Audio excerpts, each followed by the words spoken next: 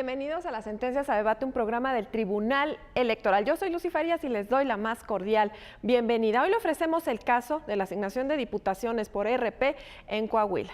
Le comento brevemente que la Sala Superior del Tribunal revocó una sentencia de la Sala Regional Monterrey, por medio de la cual se habían asignado las candidatas y los candidatos a integrar el Congreso de Coahuila.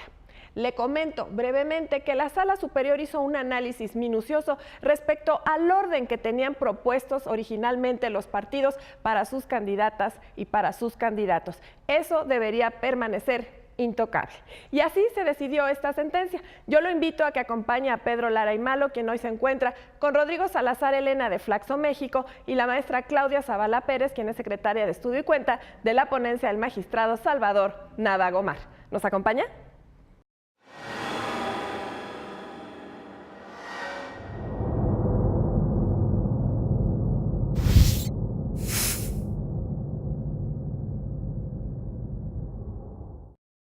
Sean todos nuevamente bienvenidos a su programa Las Sentencias a Debate del Tribunal Electoral del Poder Judicial de la Federación. Agradecemos a Lucy Farías adelantar la presentación de nuestros invitados. Claudia, Rodrigo, muchísimas gracias por estar con nosotros. Y en esta ocasión vamos a hablar sobre el recurso de reconsideración 936 del año 2014, relativo a la elección e integración del Congreso del Estado de Coahuila de Zaragoza. Y como es costumbre, le pediría a Claudia que nos pusiera un poco en antecedentes sobre este asunto, tratándose de una sentencia bastante compleja, por decirlo menos. Claro que sí, Pedro. Rodrigo, mucho gusto estar con ustedes. Pues sí, en realidad se trata de un recurso de reconsideración en donde acuden varios actores, varios recurrentes, a hacer planteamientos muy interesantes que tienen que ver con las reglas para aplicar la representación proporcional. El antecedente es, se constituye en el Estado una coalición. Creo que cabe recordar, en el Estado de Coahuila participan varios partidos políticos. 8 de ellos se coaligan, encabezados por el Partido Revolucionario Institucional. Entre partidos políticos nacionales y locales se coaligan. Para eso elaboran un convenio de coalición, lo registran y el instituto aprueba esa coalición, ese registro de la coalición. Contra esa aprobación de registro se promueve un primer juicio inicial, que es el que va a desencadenar la serie de juicios que van a concluir en este recurso de reconsideración. Entonces se promueve ese juicio, y lo que se alegaba en ese juicio y en ese planteamiento eran dos cuestiones fundamentales. Uno tenía que ver con la distribución de los votos que se iban a dar entre los propios partidos coaligados, a lo que le llamaban ellos transferencia ilegal de votos. Y la otra tiene que ver con la integración de las planillas, de las fórmulas, perdón. Esas fórmulas, había una integración mixta. En algunos distritos, en 4 en particular, se integraron con el propietario de un partido y el suplente de otro partido. Entonces, esos fueron los principales motivos de inconformidad. Se alegaba que con la transferencia de votos era inconstitucional porque se permitía que partidos políticos que no obtenían por sí mismos una votación, pues se pasaran un porcentaje de votación. Y lo otro era, bueno, que no estaba permitido o que no se debía permitir que participaran fórmulas mixtas, porque ello implicaba al final del camino una sobrerepresentación de facto en el Congreso, debido a que el suplente pues, era del Partido Revolucionario Institucional y que él iba a tener un mayor número de representantes en el Congreso.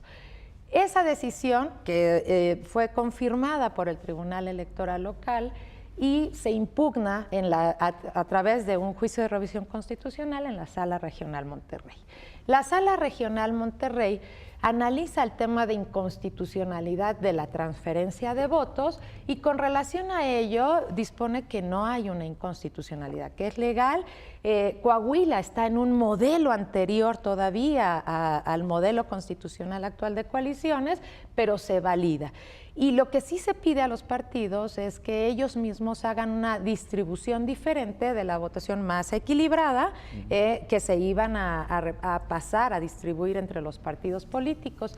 Y también se pronuncia respecto de la integración de las planillas y ordena, a ver, En 4 distritos yo advierto que hay personas que pertenecen a otro partido, al Partido Revolucionario Institucional, o dicen que así es. Entonces le ordena a la autoridad, mira, solicita al Instituto Nacional Electoral que te informe la dirección de quién son militantes. Y de donde resulten militantes, tú vas a tomar como triunfo en mayoría relativa al partido del cual milite. Así se hizo. El acuerdo, evidentemente, en cumplimiento de la resolución, acata en el sentido de, bueno, hay que hacer la modificación, se hace la modificación a los porcentajes, se tiene por válida ya esa modificación y se pide la información al Instituto Nacional Electoral. Informan que en 2 de las planillas, en 2 distritos, los suplentes son militantes del Partido Revolucionario Institucional. Y en esa virtud se determina que contarán los triunfos, si se llegara a dar, contarán para el Partido Revolucionario Institucional. Esa decisión, a su vez, es impugnada por las personas, los ciudadanos, que eran quienes integraban esas fórmulas, y ellos alegaban, en síntesis, que pues ellos habían renunciado a esa militancia. Finalmente, se queda para ya no extender tanto la cadena impugnativa, lo que al final del camino se va a determinar. Uno, es válida y constitucional la distribución de los votos entre los partidos políticos, y ya quedó como cosa juzgada, el hecho de que en esos distritos donde sean las personas militantes del Partido Revolucionario Institucional, se va a contar esa diputación para el Partido Revolucionario Institucional. Esa es la cadena, en una síntesis muy apretada, la cadena impugnativa de la que va a conocer ya al final del camino los planteamientos que llegan aquí a este recurso de reconsideración. Claro, y partimos además, por todo lo que nos has contado, partimos de una base en la que, una vez resuelta ya al final de cuentas el recuento de los votos después de la elección, nos encontramos con que efectivamente en los 16 distritos, pues ganó el PRI, que era básicamente, creo que la intención original de esas coaliciones, y en algún momento pues se decía, ¿no? Casi partidos satélites que habían hecho para tratar de abarcar las mayores probabilidades de obtener las curules respectivas en el Congreso, ¿no? Rodrigo, ¿qué te pareció la sentencia a grosso modo? Habíamos comentado fuera de cámara precisamente que se trataba de una cuestión bastante compleja. Se plantean no solamente pues, las cuestiones relativas al convenio de coalición, que bueno, como ya nos contó Claudia, efectivamente fue pues, aprobado finalmente, a pesar de haberse impugnado ante la Sala Regional, y bueno, con los ajustes correspondientes y la militancia que reconoció que no pertenecía a esos partidos pequeños, sino que habían sido trasladados, digamos, Partido Revolucionario Institucional. Primera impresión de la sentencia. Bueno, más bien aquí el asunto está bien que se resuelva jurídicamente, pero lo que vale la pena empezar a considerar aquí es todo este tema de las alianzas de los partidos grandes que les llaman, ¿verdad? Bueno, coloquialmente así los llamamos, el PRI, el PAN, el PRD, con partidos menores, usando este recurso de la transferencia de votos, ¿verdad? Que es lo más, si hay ficciones legales, pues la transferencia de votos es la ficción más grande que hay, ¿verdad? De antemano se decida del caudal de votos cuántos le corresponden a cada partido. Eso incluso contraviene principios democráticos, ¿verdad? Yo como ciudadano expreso una preferencia con mi voto, esa es la idea, claro, ¿no? Claro. Expreso mis preferencias, pero un grupo de gente pues decide esa preferencia a quién beneficia. Esto, digamos, no sé hasta qué punto responde, ahí realmente no tengo idea qué tan común es en otras democracias. Sin embargo, como principio es un criterio tan endeble, ¿verdad?, que se presta a su resolución jurisdiccional. Hay un nuevo modelo, como decían. Justamente, sí. Ese es el asunto. Está muy bien, pero en general, ¿cuál es el problema que tenemos aquí? Los partidos grandes, que les llaman, son muy competitivos, tienen un alto nivel de competencia entre sí. Y en algunas situaciones pues puede ser muy peleada esa competencia. Entonces, ¿qué gana un partido cuando se alía con un chiquito, con un partido pequeño? ¿Qué gana el PRI con el Verde, verdad? Por ejemplo, que es la alianza, pues ya realmente no, hasta ahora no vamos a saber, o pues recién nos enteraremos pues, cuánta gente vota por el Verde, ¿verdad? Pero ¿qué se gana? ¿Qué gana el PRI? Pues lo que sea, una cantidad indefinida de preferencias que tiene el Verde, le da pues una ventaja sobre los otros partidos y le sale barato, ¿verdad? Al PRI o a los grandes. Todos, el PRD también ha hecho muchas alianzas de este tipo, ¿verdad? Te da una pequeña ventaja que puede ser determinante en el triunfo y te sale barato, ¿verdad? Una coalición, las hemos visto, PAN-PRD, esas sí son difíciles porque los dos son grandes. Un chiquito que quiere sobrevivir sin riesgo y recursos, ¿verdad? Esa es toda la expectativa de sus dirigencias. Y eso es lo que ganas con esta figura de las transferencias de votos, ¿no? Entonces, ¿y el partido grande qué pierde? Nada, en realidad, todo es ganancia, ¿verdad? Y particularmente en este caso, como ya comentábamos, pues habiendo literalmente barrido la escena electoral, bueno, pues tenemos la cuestión de que por lo menos por mayoría relativa, pues tienen todas las diputaciones posibles el Partido Revolucionario Institucional. Ahora bien, ya entrando al tema particularmente que nos atañe en esta sentencia, entre otras de las cosas que se impugnaron, porque como ya decíamos era una sentencia bastante compleja, una de las cuestiones estaba referida exclusivamente a la cuestión de la representación proporcional, porque ya la ley fijaba un tope al el número máximo de curules que podía tener un partido político en el Congreso local respectivo. Entonces, bueno, pues ya una vez colmadas las expectativas máximas que podía tener en este caso el Partido Revolucionario Institucional con 16 curules obtenidas por mayoría relativa, pues venía el asunto de cómo se repartían las de representación proporcional y ahí está precisamente el meollo, por lo menos de uno de los principales agravios planteados por los partidos y los quejosos, particularmente en este caso, pues quienes aducían violación a sus derechos político-electorales. Y tenemos pues un panorama en el que había que hacer algunos ajustes, ¿no? Y eso fue precisamente en última cuestión lo que plantea la sala regional responsable y qué es lo que resuelve respecto de esto. Pero bueno, básicamente si nos puedes contar un poco los agravios en general o por lo menos los fundamentales y cómo resuelve sala regional. ¿Cómo no? Precisamente el instituto pues procede a hacer, ya con estas bases, procede a hacer la asignación de diputados de representación proporcional y los temas centrales que le llegan a la sala regional tienen que ver con tres temáticas. Uno que tiene que ver con la distribución de votos, que como dijimos ya había quedado determinado que era válida la distribución, y el segundo era los límites a la sobre y subrepresentación. Eso en coordinación o en relación con el artículo 116 de la Constitución, recién reformada también, en la que se alegaba, y sobre todo el Partido Acción Nacional era el que hizo el planteamiento, que él con la distribución original que hizo el Consejo del Instituto, pues había quedado subrepresentado fuera de los límites constitucionales. Y el tercer planteamiento, también llegaron mujeres alegando que en la distribución que se hizo en el Instituto Electoral se había incurrido en violación a los principios de igualdad y paridad de género porque no había la paridad en la integración, que si bien se había cumplido con la cuota de género para la postulación de candidaturas, no se cumplía en la integración final del Congreso.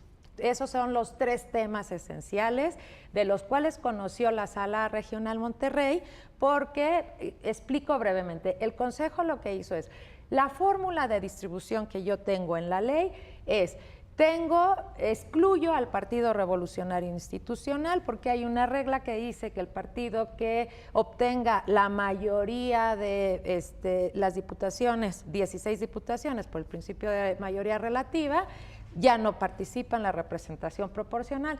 ¿Por qué? Porque era para minorías, ¿no? La representación proporcional es para que se integren minorías. Entonces, lo primero que hacen es excluyo al Partido Revolucionario Institucional porque ya tiene las 16 de mayoría relativa. Ese es un tope que había en la ley.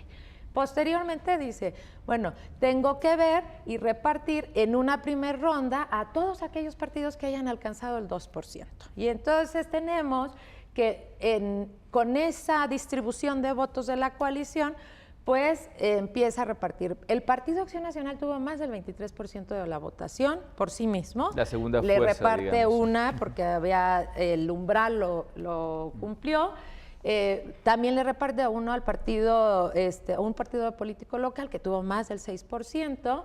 Y empieza a repartir las curules, pero aquí el problema es que eran 9 curules y más partidos con derecho. Entonces, excluye al partido joven, que ya en una distribución de votos, por ejemplo, pues alcanzaba el 2%, pero no alcanzaba una curul porque ya se habían agotado. Había más bocas que rebanadas de pastel. Así es. Entonces, reparte así y en esa forma asigna conforme a los primeros lugares que habían presentado en las listas los partidos políticos.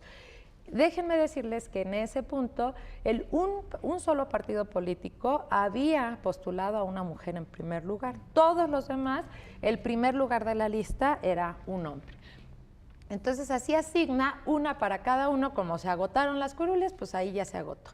Se impugna, se confirma esa decisión y en la Sala Regional Monterrey se dice, a ver, no, tiene razón el Partido Acción Nacional con relación a que debe aplicarse directamente lo dispuesto en la Constitución y el límite de subrepresentación. Él no puede estar subrepresentado con menos 8 puntos porcentuales y entonces lo que hace, así le denomina la Sala Monterrey, una compensación constitucional y asigna tantos diputados para que quede en el rango de subrepresentación. En esa distribución le tocan 4 al Partido Acción Nacional. Perdón que te interrumpa, aquí hay una cuestión que es importante y es el hecho de que constitucionalmente, en el artículo 116, digo constitucionalmente en la Constitución Federal, se establecen limitaciones tanto para sobrerepresentación como para subrepresentación. En este caso nos centramos en la subrepresentación precisamente porque al hacer un recuento general, digamos, del origen de esos votos que van hacia un partido específico, nos encontramos primero con que quien ganó, pues ya llega al tope máximo establecido legalmente, dicen en el ámbito local, está un tope, dicen no puede haber más de 16 diputados por ninguno de los partidos que tengan representación en el Congreso. Y entonces nos vamos a la otra cara de la moneda. Y yo creo que aquí es importante señalar que la cuestión de la subrepresentación, el límite de subrepresentación, se fija precisamente a raíz de la reforma del año pasado, ¿no? Así es. Y esto tiene como finalidad precisamente el hecho de que partidos que hayan tenido una votación, un porcentaje de votación dentro de sus respectivos distritos en los que hayan contendido, se corresponda realmente con la representación real que tengan en el Congreso. Y creo que el meollo precisamente de este asunto es hasta dónde realmente los votos deben de traducirse en escaños correspondiendo con la voluntad de la ciudadanía, ¿no? Y en esa misma proporción deberían de reflejarse en la medida de lo posible, teniendo una representación efectiva, real, material en el Congreso. La cuestión en todo caso, y bueno, pues nos podrías dar, Rodrigo, una opinión sobre eso. Creo que la cuestión de la subrepresentación es un verdadero problema, sobre todo porque cada vez se tienden a proteger más, digamos, a esos partidos grandes de los que tú precisamente hablabas hace un momento, ¿no? Y tenemos a los dos grandes grupos de fuerzas políticas, los partidos grandes y luego todos los partidos pequeños. Ya, como bien comentabas, algunos de los grandes utilizan a los pequeños y viceversa, pero bueno, eso es una cuestión compleja. Y la base particularmente de establecer un límite para evitar la subrepresentación, ¿cuál sería desde tu punto de vista? Claro. Aquí el asunto tiene que ver con la propia evolución de la democratización mexicana, ¿verdad? Y de cómo la representación proporcional es parte de esta evolución. ¿Qué me refiero? Inicialmente, pues los distritos que les llamamos, o el principio, inicialmente, el principio de elección de la Cámara de Diputados era totalmente distritos por mayoría, ¿verdad? Pues siguiendo el modelo norteamericano, incluso el término distritos viene del uso norteamericano. A la larga, bueno, López Mateos introduce alguna reforma, pero finalmente cuando en el 70, bueno, con la reforma de López Portillo se introducen 100 diputados por representación proporcional, y la motivación era muy similar a lo que pasó en Coahuila, ¿verdad? En los distritos por mayoría el PRI ganaba todo. Carro completo que llamaban, Carro completo, ¿no? O casi todo, ¿verdad? Rara la ocasión que perdía el candidato priista. Entonces ahí, bueno, en ese entonces, pues el PAN más o menos, alguno que otro, muy pocos diputados alcanzaba por mayoría, y el PPS, el PAN, etcétera, pues los que les dejaban, ¿verdad? El principio de representación proporcional básicamente fue hecho para que otros partidos de oposición vieran algún incentivo en participar.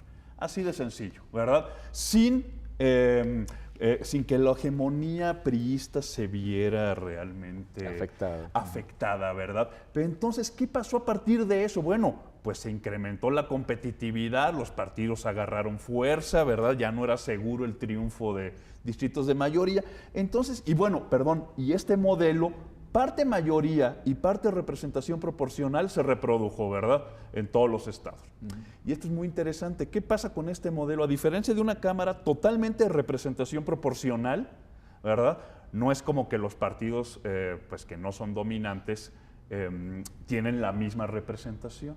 ¿Por qué? Porque en los distritos de mayoría hay esta desproporción, ¿verdad?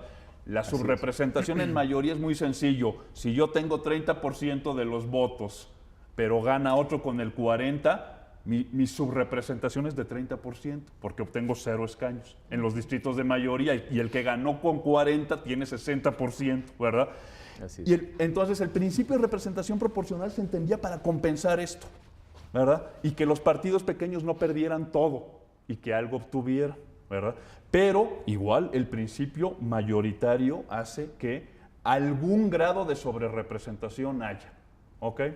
Entonces, a medida que avanzamos en la democratización, pues cada vez más empezó a privar el principio de representación proporcional, no como compensación, sino de buscar que haya el mayor ajuste posible entre votos y escaños. Claro. Ese es el asunto. Y cada vez fue más así, pero tampoco se quiso renunciar a los distritos de mayoría, ¿no? Y ahí viene esta curiosidad que es, primero, el límite a la sobrerepresentación, ¿verdad? Que es 2 límites hay. Uno, no puedes tener 2/3 partes de los escaños como partido político.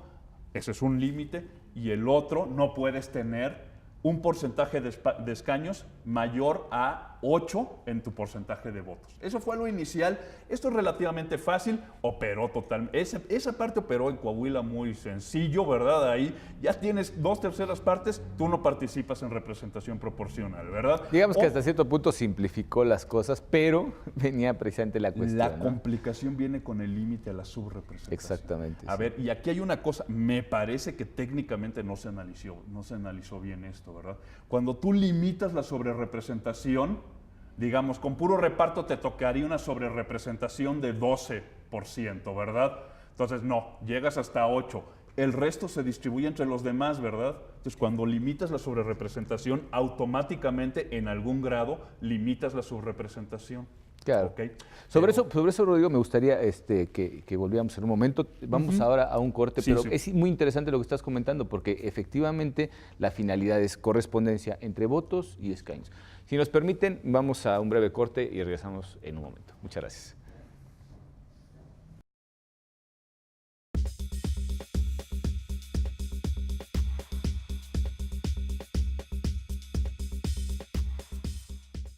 El viernes 30 de enero a las 13 horas, siga la transmisión en vivo del segundo informe de labores de la Sala Regional Monterrey, que dará el magistrado presidente Marco Antonio Zavala Arredondo ante el magistrado José Alejandro Luna Ramos, presidente del Tribunal Electoral y de la Comisión de Administración, de acuerdo a lo dispuesto por el artículo 37, fracción primera del Reglamento Interno del máximo órgano jurisdiccional en materia electoral. Solo aquí, en Plataforma Electoral, el canal de televisión por internet, donde tú tienes mucho que ver. Este año, elegiremos diputados federales y autoridades en 17 entidades federativas. Las y los mexicanos podemos tener la certeza de que contamos con instituciones fuertes. Muestra de ello es el reconocimiento que recibió el Tribunal Electoral como la mejor institución electoral del año, entre órganos de todo el mundo. Lo que ratifica nuestro trabajo de cara al proceso electoral 2015. Tribunal Electoral del Poder Judicial de la Federación. Tú tomas la decisión, nosotros la protegemos.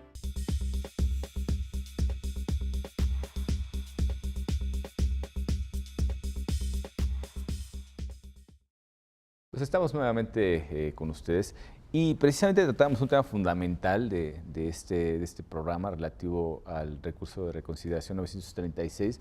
Nos comentabas, Rodrigo, cuestiones fundamentales sobre el porqué de la representación proporcional y al final, pues, la finalidad, ¿no? Decíamos entre broma, fuera de cámaras, que la representación proporcional en este país se instituyó de tal forma que era como si alguien abriera la puerta y de pronto le metieran el pie para que no la volviera a cerrar.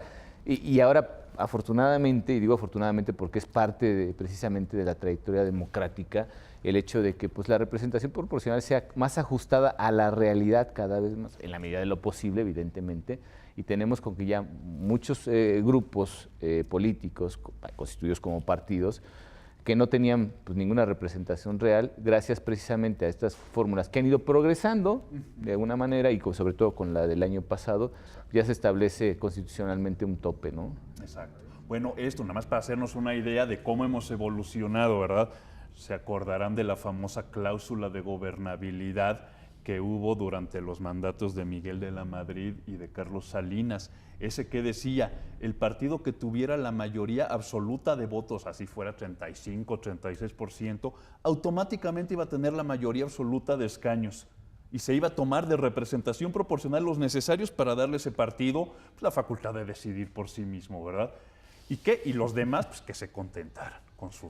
Sí, además hablas de gobernabilidad como si, por ejemplo, tuviéramos, por poner un ejemplo en el caso de España, las elecciones anticipadas, Exacto. cuando el Congreso no se pone de acuerdo con el Ejecutivo, pero en este caso no es factible, es el caso, ¿no? ¿verdad? Sí, Entonces, sí. bueno, así era, ¿verdad? Ahí está clarísimo para qué servía la representación proporcional. Ahora pienses en el tope a la sobrerepresentación.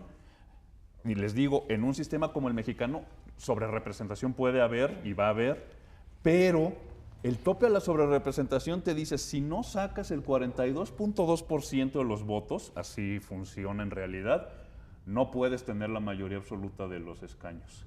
Ese es tu mínimo, ¿verdad? Tu mínimo. Así es. El otro es, con que fueras mayoría absoluta. Así se invirtió y estuvo pensado precisamente para limitar la capacidad del partido mayoritario de gobernar por sí mismo sin la mayoría absoluta de los votos. Ok, y está muy bien, bárbaro, estamos limitando el efecto mayoritario de los distritos. El mínimo o el máximo de subrepresentación mete otro elemento adicional que ya es totalmente, pues, que da el giro completo, ¿verdad? De hasta qué punto ahora lo que deseamos es proporcionalidad entre el reparto de escaños con los votos. Aquí, ¿cuál es el problema? Cuando metes un mínimo de subrepresentación, ¿cómo lo voy a poner? Los congresos, cuando son chiquitos, como el de Coahuila, en la Cámara de Diputados no va a haber ningún problema con esto, no van a surgir complicaciones. En congresos chiquitos como el de Coahuila, aunque responde a circunstancias muy específicas y a una situación que no se va a presentar más al parecer, los congresos chiquitos, la subrepresentación pues es mayor que en la Cámara de Diputados, solo porque, 9 escaños. Aún asumiendo que no se hubiera dado esta situación, ¿verdad? Sí, aquí es importante aclarar, perdón, Rodrigo, que efectivamente estamos hablando de 16 escaños de mayoría relativa y de 9 de representación proporcional, ¿no? Entonces, ¿qué tanto puede compensar 9 escaños la sobrerepresentación y subrepresentación que se organiza en los distritos donde el PRI ganó todo? Y eso es porque ganó. Así es. ¿Verdad? Y hay 9 escaños para compensar. Ahora se medio pudo arreglar, pero 9 escaños son muy pocos y les puedo decir, hay escenarios, es decir, en distribución de 100%, tanto tú, hay escenarios en que tienes un límite a la subrepresentación que no puedes llegar con esos 9 escaños si tuvieras 2 partidos subrepresentados con más de 8%, claro, ¿verdad? Tendrías que quitárselos y dárselos tendrías que quitarle a partidos más pequeños, ¿verdad? De alguna manera lo que sucedió básicamente fue esto, ¿no? eso. Y claro, efectivamente, como bien dices, aquí solo teníamos un partido subrepresentado en sentido formal, que se trataba del Partido Acción Nacional. Exactamente. Con que hubiéramos tenido uno más, efectivamente, como señalas tú, ya no alcanzan. Si de por sí no alcanzaron para cubrir los que correspondían en la primera ronda de reparto de las curules de representación proporcional en los partidos pequeños. Tenemos también otra vertiente importante y decíamos al principio que se trataba de una sentencia compleja precisamente por eso, porque Tú lo dijiste muy bien, Claudia, teníamos por un lado el problema de cómo se repartían las curules, las de representación proporcional, porque decíamos las de mayoría relativa estaban adjudicadas, que fueron las 16 para el Partido Revolucionario Institucional, pero también se planteó una cuestión de género que complicaba todavía más al final los movimientos que se tenían que hacer, primero para superar el umbral de subrepresentación constitucionalmente limitado a través del artículo 116, y por el otro lado también cuestiones que decían de género, porque tanto pues, constitucionalmente, y todos quienes hacen el favor de ofrecernos su compañía lo saben, la Constitución tiene entre sus principios y los derechos consagrados, derechos humanos, en este caso en el artículo 4, la cuestión es de la equidad de género. Y la equidad que además ya no tiene que ser exclusivamente formal, como decíamos, porque los partidos en este caso que participaron decían, no, pues es que nosotros sí efectivamente hicimos propuestas de listas, de candidatos, de fórmulas, en las que pues había alternado un hombre y una mujer, ¿no? La igualdad de oportunidades estaba garantizada, pero se va mucho más allá en una interpretación constitucional y se ve cuál es la finalidad de estas disposiciones, pues alcanzar la igualdad material, ¿no? La igualdad real entre hombres y mujeres. ¿Qué fue lo que plantean en este caso los quejosos respecto a la cuestión de género? Claro, en Coahuila hay una situación muy particular. Precisamente hubo una coalición con los partidos, pero también hubo candidaturas comunes y la ley exigía que los partidos políticos postularan de manera alternada las candidaturas. Esto es, si empezaban con un hombre, una mujer y el mismo sexo era la fórmula integrada. ¿Esto qué provocó? Como ganaron en candidaturas comunes y en coalición, provocó que 8 hombres y 8 mujeres obtuvieran el triunfo por mayoría relativa. Entonces, había una paridad entendida como una cuota dura 50-50, perfecta en mayoría relativa, 8 hombres y 8 mujeres. No, pues si era solo un partido, pues alternando en las listas. Claro, pero obvio, ese es ¿no? un efecto de esas cuotas que se prevían para la postulación. El punto era, y el problema se presentó es, si esa exigencia de cuotas para postular partidos se tenía que traducir en exigencia para lograr la paridad en la integración del Congreso. Y ese planteamiento se lo hicieron a la Sala Regional Monterrey. La Sala, también el Tribunal Local dijo que no, y la Sala Regional Monterrey dijo, claro que debe trascender, precisamente tomando como base 2 situaciones. El principio de igualdad material y el principio de paridad de género constitucionalmente ya reconocido en la legislación de Coahuila, también reconocido e integrado en el sistema, y dice, claro que no nada más debe surtir efectos en la postulación de candidaturas, sino que debe trascender a la integración del Congreso, porque la idea es que los géneros se equilibren para que tengan voces, para que tengan participación en condiciones de igualdad. Incluso hay por ahí la mención en la sentencia, que me pareció muy interesante, de una disposición ya derogada que hablaba de una compensación al género que tuviera subrepresentación en el Congreso, ¿no? Y que todavía existe para ayuntamientos, pero desapareció para la cuestión del Congreso, pero sí se toma en cuenta. Ese es el razonamiento que hace la Sala Regional, dice, claro que se tiene que aplicar en la integración. ¿Qué hace la Sala Regional?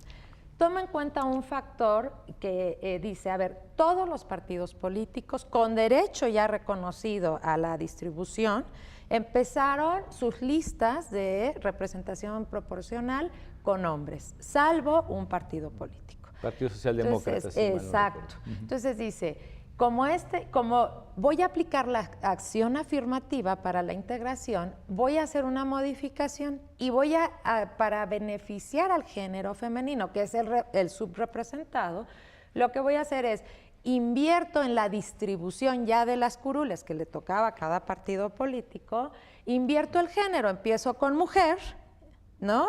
Y después continúo con hombre de manera alternada. Entonces, ¿qué generó esto? Generó el Partido Acción Nacional, por la aplicación del límite de subrepresentación, tenía 4 diputaciones. Él no tenía problema en que se alternaran los géneros en la distribución, porque al tener 4 y la ley le ordenaba que fueran alternados, quedaban 2 hombres y 2 mujeres. Entonces, se distribuyen mujer, hombre, que la mujer era el segundo lugar, primer lugar, mujer, hombre, mujer, hombre. Que ahí viene la primera alteración. Es importante también que nuestro público conozca el hecho de que las fórmulas se presentaron ya, precisamente como decías tú, comenzando por un hombre, seguido por una mujer, salvo en el caso del Partido Socialdemócrata. Pero aquí entiendo que el PAN también presentó primero un hombre, después una mujer, y esto se modificó a pesar de que se le reconocían, evidentemente, a ser pares, pues tocaban 2 hombres y 2 mujeres, pero empezaron contando por mujer, siguieron por hombre, después mujer y después hombre. Así es. Y ahí alterando, digamos, las fórmulas propuestas originalmente en las listas presentadas por el Partido Acción Nacional. En el orden presentado, Exacto. en el orden, porque el orden de la lista es, presentaron hombre, mujer, hombre, mujer, hombre, mujer, porque así dice la ley, así dice la ley que lo tenía que presentar y originalmente así lo presentaron. La sala regional dice, a ver, yo tengo que aplicar la acción afirmativa en favor de las mujeres, entonces invierto ese orden, empiezo por las mujeres, exacto, al ser número non. ¿Por qué? Porque el Partido Socialdemócrata de Coahuila había presentado mujer y entonces quería concluir con la mujer que habían presentado. Entonces, distribuye las 4 al Partido Acción Nacional. El siguiente partido, que es un partido político local, con una representación del 6% por sí mismo, sin coalición ni nada, había postulado en primer lugar hombre. Y le toca en esta distribución de hombre a mujer, le toca a él la mujer. Entonces cambia el orden y en lugar de darle la curul al hombre, se la da a la mujer de este partido. Al siguiente partido con derecho le da un hombre y así, de manera alternada.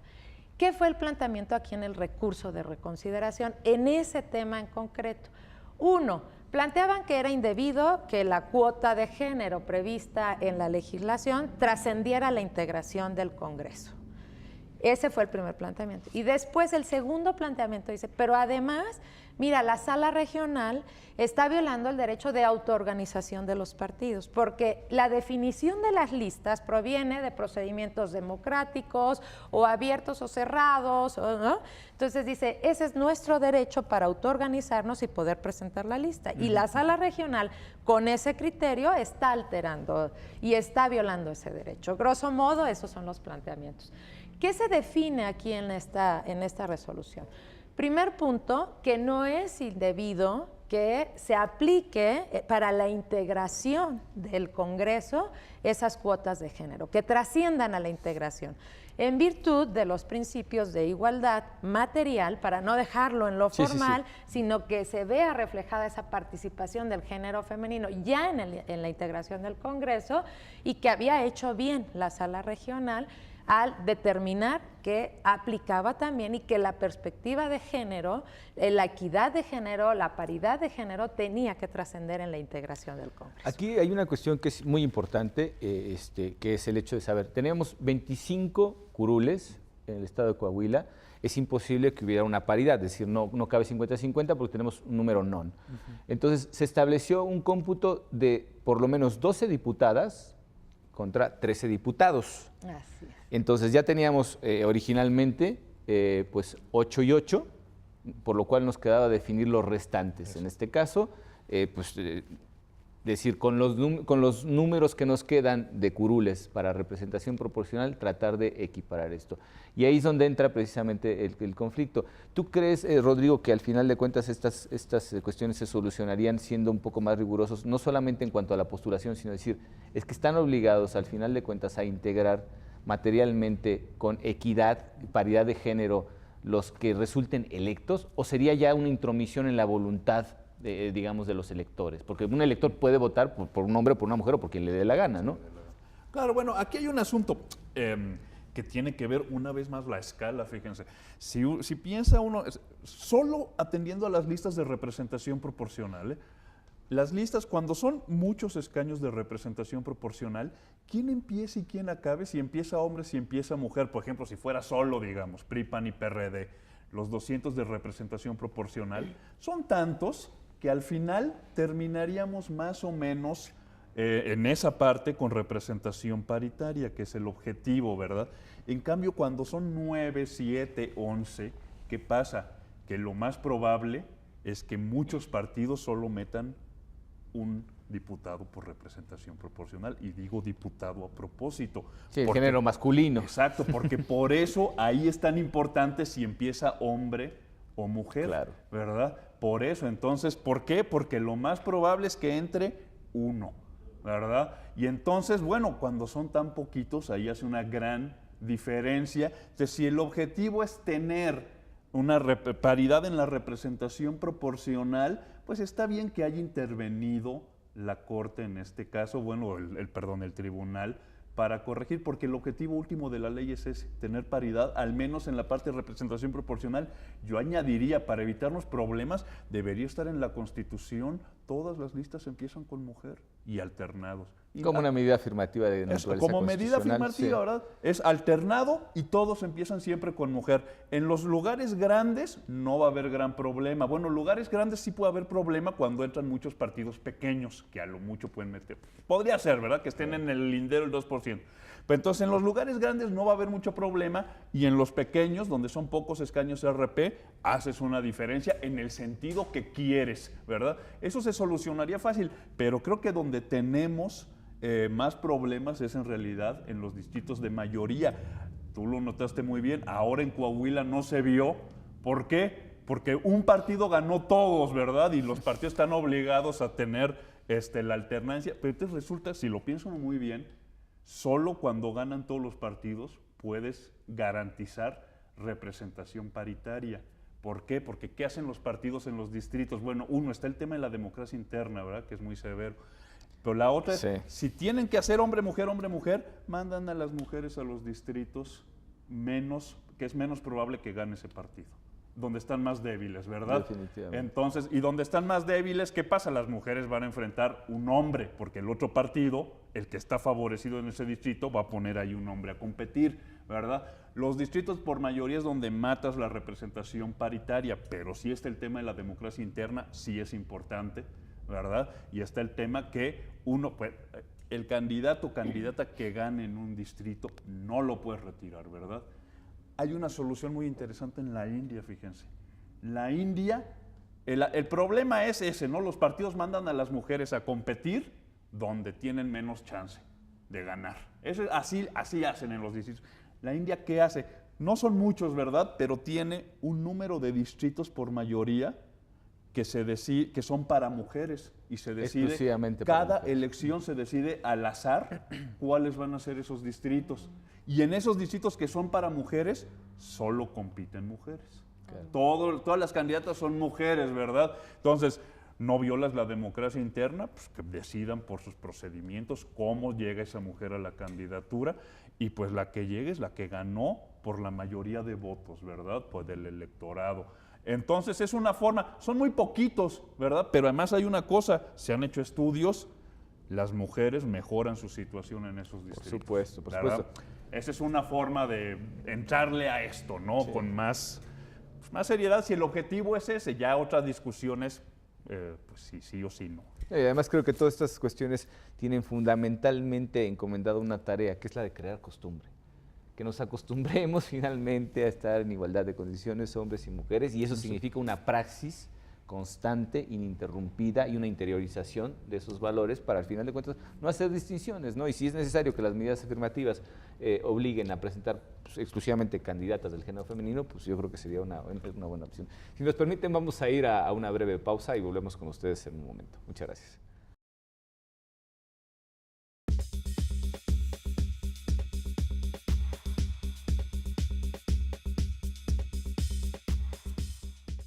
El viernes 30 de enero a las 13 horas, siga la transmisión en vivo del segundo informe de labores de la Sala Regional Monterrey, que dará el magistrado presidente Marco Antonio Zavala Arredondo ante el magistrado José Alejandro Luna Ramos, presidente del Tribunal Electoral y de la Comisión de Administración, de acuerdo a lo dispuesto por el artículo 37, fracción primera del Reglamento Interno del máximo órgano jurisdiccional en materia electoral.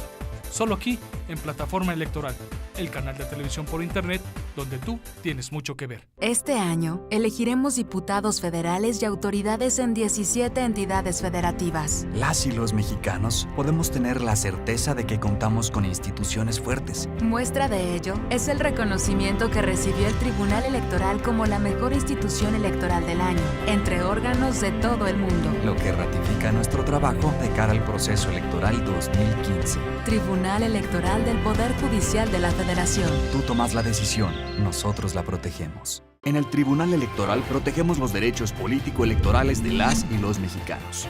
En los últimos 3 años atendimos más de 60,000 asuntos, 8 de cada 10 interpuestos por ciudadanos, y en este año resueltos en apenas 11 días. Trabajamos por la igualdad entre mujeres y hombres y por la autonomía de los pueblos y comunidades indígenas. Somos referencia para tribunales locales y extranjeros. Tribunal Electoral del Poder Judicial de la Federación. Tú tomas la decisión, nosotros la protegemos.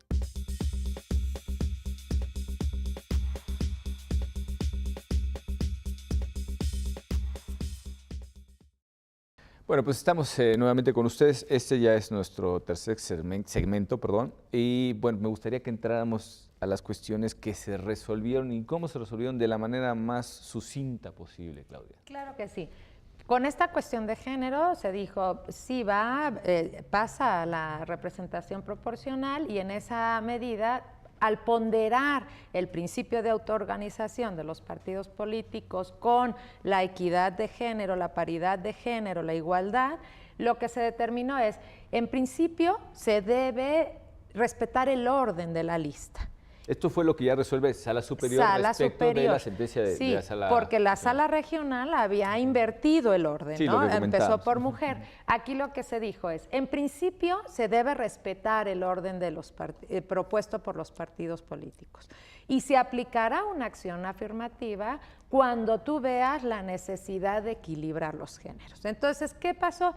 Se quedaron 4 diputaciones para el Partido Acción Nacional en el orden hombre, mujer, hombre-mujer. Ahí estaban garantizadas 2 mujeres en una integración de 9.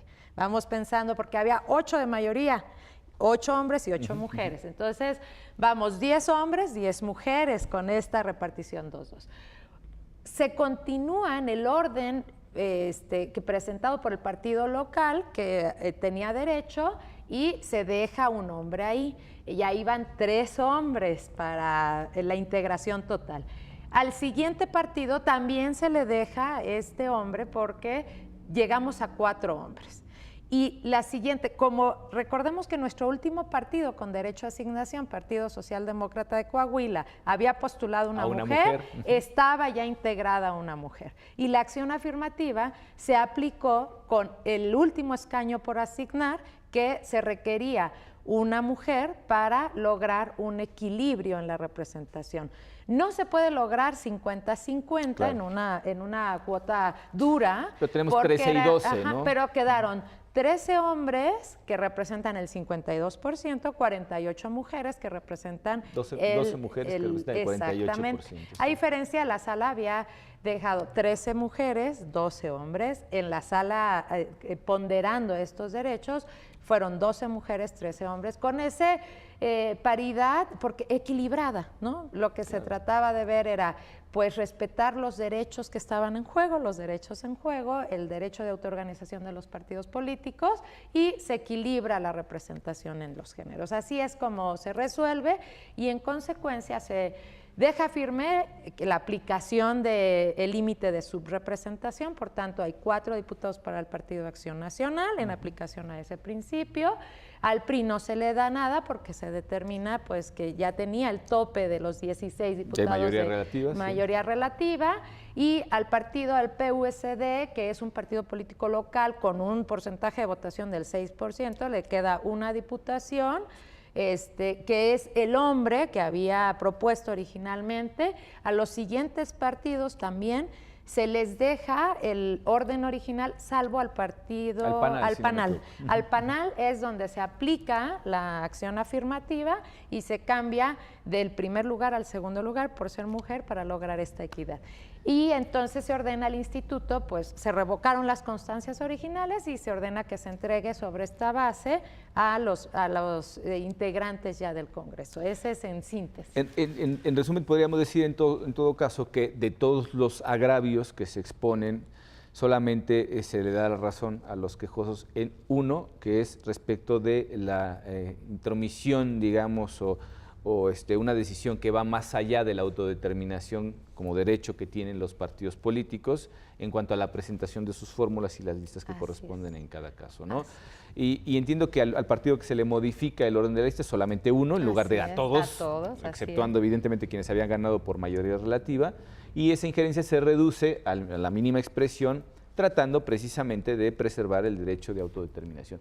Rodrigo comentaba una cosa que me pareció muy interesante y creo que es el meollo de este asunto, porque nos decías, Rodrigo, fuera de cámara, que en Suecia, por ejemplo, fue una cuestión que afrontaron los partidos. Y yo creo que efectivamente la solución a este tipo de cuestiones está en los propios partidos políticos y la manera en la que construyen sus fórmulas y presentan sus listas, ¿no?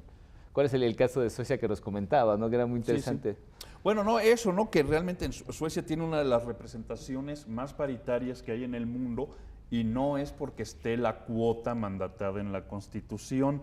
De hecho, la Corte sueca determinó que eso es anticonstitucional, ¿no? De establecer una cuota obligatoria, porque viola la autonomía de los partidos políticos. El asunto ahí es que los partidos políticos, precisamente en consistencia con esa autonomía, de manera voluntaria, en sus reglamentos internos establecieron la alternancia. Es un sistema de representación proporcional puro, ¿verdad? Entonces ahí realmente no hay problema. Entonces, con la alternancia de los sexos en las listas, se consiguió en mucho este objetivo. Ahora, bueno, también comentábamos, ¿no? Pues cada sociedad enfrenta circunstancias distintas. Los partidos suecos se enfrentaron, de hecho, una presión social, comenzando por el socialdemócrata y seguido por los demás, ¿no? Que no sabemos si realmente eso existe en otros contextos. No, y en nuestro caso, que tenemos un modelo mixto de mayoría y de representación proporcional, eso se complica. Pero bueno, creo que uno de los razonamientos más importantes a resaltar precisamente del arreglo que se hizo en la impugnación de la sentencia original de Sala Monterrey y que finalmente se resolvió en Sala Superior fue, pues hasta cierto punto, la solución de mayor equilibrio, ¿no? Es decir, no voy a vulnerar tu derecho a autodeterminarte, pero sí vamos a tratar de cumplir en la medida de lo posible con la paridad que se exige como máximo ideal respecto de los órganos representativos políticos en este país. Bueno, alguien podría decir, no voy a violar el derecho de autodeterminación, solo el del panal. O sea, pues sí. Claro, claro. Digo, es que no había de otra, ¿no? Aunque hubo un criterio sano, ¿verdad? Pero finalmente, pues ahí, si uno lo piensa, a un partido se le aplicó un criterio distinto. Quizá la cuestión aquí fundamental es, se trata del partido que obtuvo menos votos.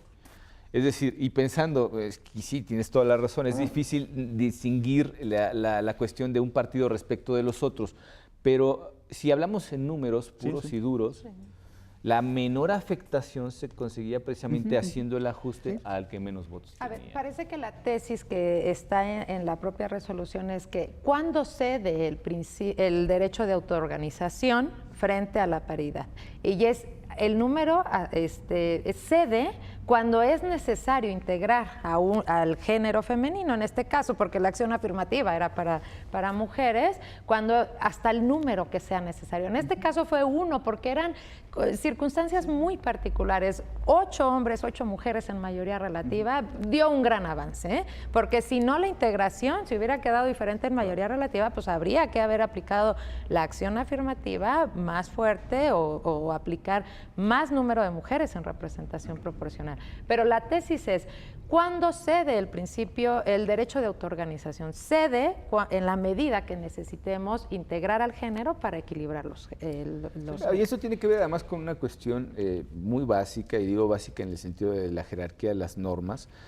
Constitucionalmente hay unas encomiendas destinadas a ser observadas por los partidos políticos. Es decir, tienen un papel fundamental en la vida política y democrática del país, y responden a ciertos principios que ellos mismos deberían de promover, eso está claro, y el ejemplo sueco quizá es irnos muy lejos, pero creo que es válido, ¿no? Es el reconocimiento de una situación real que tiene que ser resuelta y que los partidos políticos, con el grado de responsabilidad que les es adjudicado en el caso mexicano a través de la Constitución y el artículo 41, pues, señala cuestiones como la participación ciudadana, que tiene que ser en términos de igualdad respecto de los géneros.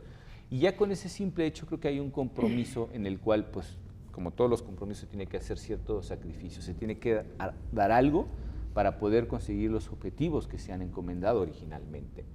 Y en esa medida creo yo que los partidos políticos están obligados precisamente a ser coherentes con el espíritu que constitucionalmente ha consagrado la igualdad entre los géneros, cosa que tiende cada vez más, ya lo decíamos al principio de este programa, a materializar la igualdad. Es decir, de nada nos sirve que formalmente se diga, pues sí, es que hombres y mujeres tienen la misma oportunidad.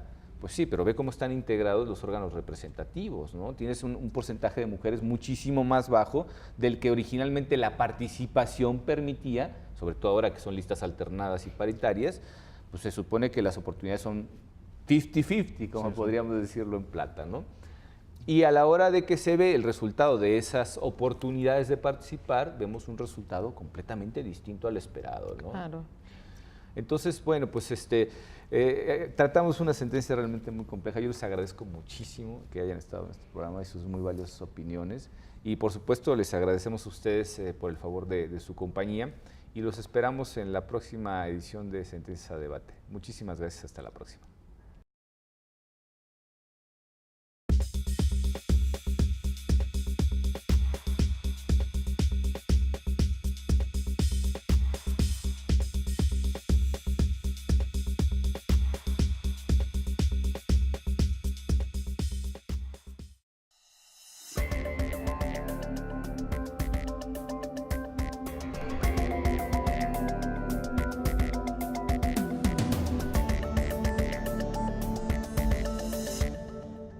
El viernes 30 de enero a las 13 horas, siga la transmisión en vivo del segundo informe de labores de la Sala Regional Monterrey, que dará el magistrado presidente Marco Antonio Zavala Arredondo ante el magistrado José Alejandro Luna Ramos, presidente del Tribunal Electoral y de la Comisión de Administración, de acuerdo a lo dispuesto por el artículo 37, fracción primera del Reglamento Interno del máximo órgano jurisdiccional en materia electoral.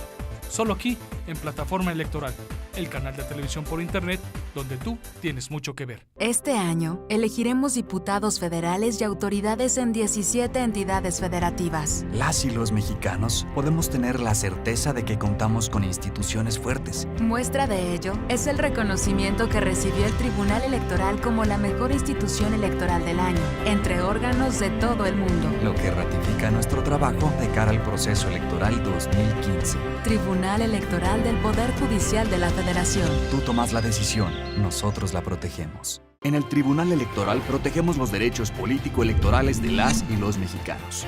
En los últimos 3 años atendimos más de 60,000 asuntos, 8 de cada 10 interpuestos por ciudadanos, y en este año resueltos en apenas 11 días. Trabajamos por la igualdad entre mujeres y hombres y por la autonomía de los pueblos y comunidades indígenas. Somos referencia para tribunales locales y extranjeros. Tribunal Electoral del Poder Judicial de la Federación. Tú tomas la decisión, nosotros la protegemos. La democracia es cuestión de todos los días y de todos los ciudadanos, de grandes y pequeñas decisiones. En el Tribunal Electoral trabajamos para que tu voz sea respetada. Resolvemos a favor de la igualdad política entre mujeres y hombres. Defendemos las decisiones que toman con autonomía los pueblos y comunidades indígenas. Nuestras sentencias garantizan el respeto a tus derechos político-electorales, consolidan nuestra democracia. Tribunal Electoral del Poder Judicial de la Federación. Tú tomas la decisión. Nosotros la protegemos. Este año, elegiremos diputados federales y autoridades en 17 entidades federativas. Las y los mexicanos podemos tener la certeza de que contamos con instituciones fuertes. Muestra de ello es el reconocimiento que recibió el Tribunal Electoral como la mejor institución electoral del año, entre órganos de todo el mundo. Lo que ratifica nuestro trabajo de cara al proceso electoral 2015. Tribunal Electoral del Poder Judicial de la Federación. Tú tomas la decisión, nosotros la protegemos.